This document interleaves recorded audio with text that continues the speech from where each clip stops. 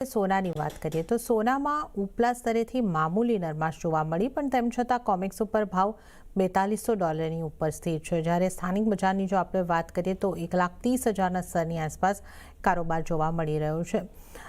હજી પણ આપણે જોઈએ તો અત્યારે જે સોનાની અંદર ચમક વધી હતી, મજબૂતી આવી હતી, ત્યાંથી ફ્લેટ ટુ નેગેટિવ કામકાજ અત્યારે આપણે જોઈ રહ્યા છે. અને અહીંયા પણ હવે ફેડની મીટિંગના આઉટકમ્સ ઉપર ખાસ કરીને નજર છે. તો સોનાને આપ કઈ રીતે જોઈ રહ્યા છો ભાવિકજી? હવે કઈ રીતની રણનીતિ આજના દિવસે જ્યાં સુધી ફેડના આઉટકમ નથી આવતા ત્યારે રાખવી જોઈએ? આઈ થિંક ફેડના આઉટકમ નથી આવતા ત્યાં સુધી કોઈ મેજર કરેક્શન તો જોવા નહીં જ મળે.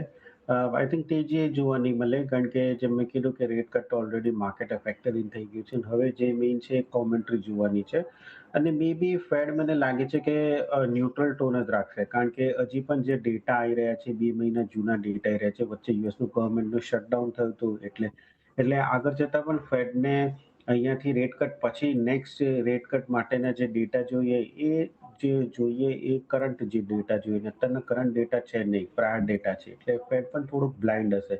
એટલે મને લાગે છે કે મે બી ફેડ કોશિયસ ટોન જરૂરથી રાખશે, જે ઓફકોર્સ ગોલ્ડ અને સિલ્વર માટે થોડુંક પીક છે. અને ગોલ્ડ માટે મને લાગે છે કે લાઈફ ટાઈમ હાઈ જો બનવું હોય તો અલ્ટ્રા ડોવિશ કોમેન્ટ્રી કે ફેડ આગળ જતા 2026માં હજી પણ 2 થી 3 રેટ કટ કરે તો આપણને દેખાઈ શકે છે.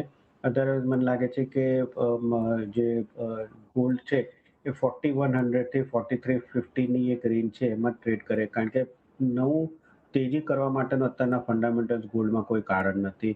અનલેસ એન્ડ અનટિલ ડોલરમાં સ્ટ્રોંગ વીકનેસ થાય, આ તો કશેક જીઓપોલિટિકલ કન્સર્ન્સ વધે, અધરવાઇઝ ફેડ જે છે એ દેખાડે કે આગળ જતા એ લોકો વધારે રેટ કટ કરી શકે છે. આઈ થિંક આ 3 ફેક્ટર ઉપર જ સોનાની તેજી જોવા મળી શકે છે.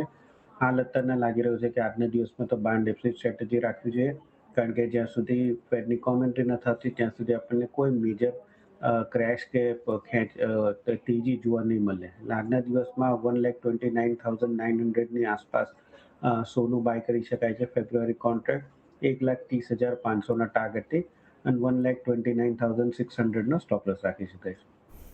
ઓકે, તો સોનામાં આજના દિવસ માટે એટલે કે ઇન્ટ્રાડે માટે ખરીદી કરીને ચાલવાની સલાહ છે. 1,29,900થી તમે ખરીદારી કરી શકો છો. 1,30,500ના ટાર્ગેટ તમને બનતા જોવા મળી શકે છે, અને 1,29,600નો સ્ટોપ લોસ ધ્યાને રાખીને ચાલો. તો સોનામાં ઇન્ટ્રાડે માટે ખરીદી કરીને ચાલવાની સલાહ.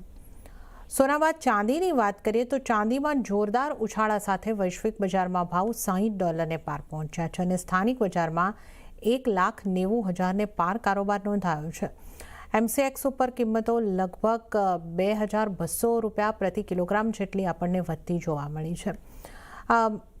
ભાવિકજી, આ જે ચાંદીની આપણે વાત કરીએ, લગભગ ગઈકાલે એક દિવસમાં 4% ઉછાળો આપણે જોયો, અને જે રીતે આપણે 1,90,000ની પાર, કોમેક્સ ઉપર $61ની પાર કારોબાર જોઈ રહ્યા છે, નવા રેકોર્ડ સ્તર બની રહ્યા છે. ચાંદીની આટલી મજબૂતીને આપ કઈ રીતે જોઈ રહ્યા છો? ગોલ્ડ સિલ્વર રેશિયોમાં કેવી ઇમ્પેક્ટ આવી છે, અને આગળ આપને ચાંદીની ચાલ કેવી લાગી રહી છે?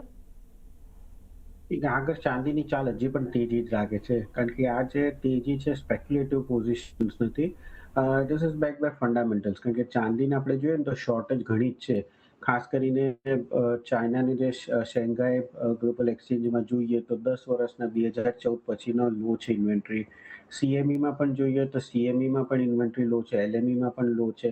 અને પ્લસ અત્યાર સુધી છેલ્લા 5 વર્ષથી આપણે જોઈએ તો ચાંદીમાં ડેફિસિટ હતી, અને જે રિસાયકલ્ડ સિલ્વર હતી એ ઘણીવાર માર્કેટમાં આવતી હતી, એના લીધે ડેફિસિટ ઓછી લાગતી હતી. પણ અત્યારના પ્રાઇસીસ એટલા બધા વધી ગયા કે રિસાયકલ સિલ્વર એ માર્કેટમાં નથી આવતી, કારણ કે લોકોને રિસાયકલ સિલ્વર એ નથી વેચવી હતી. એટલે એક્સપેક્ટેડ છે કે છેલ્લા 5 વર્ષના જે ડેફિસિટ છે એના કરતાં 2026માં ઓન એવરેજ ડબલ ડેફિસિટ થઈ શકે છે. એટલે ક્લિયરલી આગળ જતા ચાંદીમાં મોટી શોર્ટેજ થવાની છે, જેનું માર્કેટ રિફ્લેક્ટ થઈ રહ્યું છે અત્યારના પ્રાઇસીસમાં. એટલે જ અત્યારના આપણે આટલી સ્ટ્રોંગ રેલી જોવા મળી રહી છે.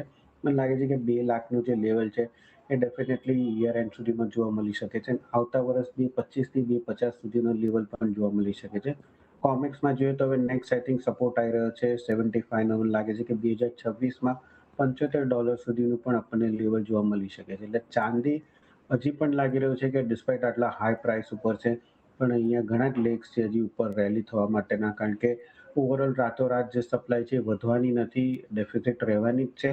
અને અત્યારના ઓવરઓલ જોઈએ તો માલ લિમિટેડ છે અને એક એક્સચેન્જમાં થઈ રહ્યો છે કે જ્યાં પહેલા કોમેક્સમાં ઓછું હતું, શેંઘાઈની બધી ઇન્વેન્ટરી કોમેક્સમાં ગઈ, હવે કોમેક્સમાં આવી તો એલએમઈ અને શેંઘાઈમાં ઇન્વેન્ટરી ઓછી છે. એટલે જે એક્સચેન્જ પર જાય છે બીજી એક્સચેન્જ એને મોકલે છે. એટલે અલ્ટિમેટલી સીવર્ડ લિમિટેડ છે જે બધા એક્સચેન્જમાં ફરી રહે છે. એટલે કશેક ને કશેક આગળ જતા મોટી શોર્ટેજ થશે જે માર્કેટ પ્રાઇસિંગ કરી રહ્યું છે અને એના લીધે જ આપણને તેજી જોવા મળે. તો ચાંદીમાં બહુ બુલિશ છું. નેક્સ્ટ યર પણ સોનાની કમ્પેરેટિવલી ચાંદી જે છે આઉટ પરફોર્મ કરી શકે છે. અને આજના દિવસમાં ઓલરેડી લાઈફ ટાઈમ હાઈ પર છે એટલે હું અહીંયાથી થોડુંક કોશિયસ રહેવાની વાત કરીશ.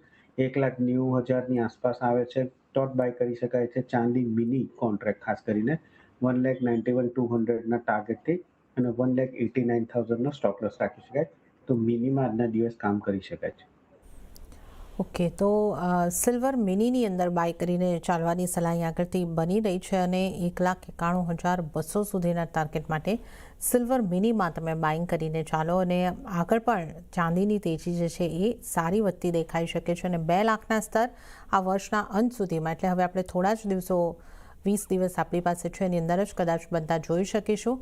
તો ચાંદી મિનીને ખરીદી કરીને ચાલો. 1,89,000નો સ્ટોપ લોસ તમારે ધ્યાને રાખવાનો રહેશે. તો સોના ચાંદીની વાત